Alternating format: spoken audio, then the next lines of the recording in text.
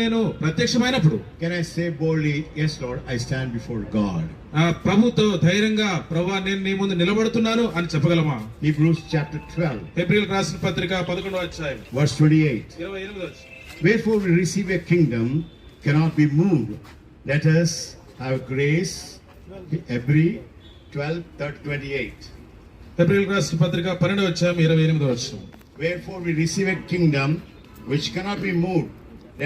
Let us have grace whereby we may serve God acceptably with reverence and godly fear. అందువలన మనం నిశ్చలమైన రాజ్యమును పొంది దైవ కృప కలిగిందము, ఆ కృప కలిగి వినయ భయభక్తులతో దేవునికి ప్రీతికరమైన సేవ చేయదము. ఏలైనగా మన దేవుడు దహించు అగ్ని అయి ఉన్నాడు.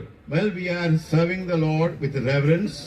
We know it and God knows about it. మనం ఎంత భయభక్తులతో దేవుని సేవ చేస్తున్నామన్న సంగతి మనకు తెలుసు, దేవునికి కూడా తెలుసు ఆ సంగతి. No matter whatever you do in this world is only temporal. ఈ లోకంలో మనం ఏ కార్యములు చేసినా అదెంతో తాత్కాలికమైనది. Only when you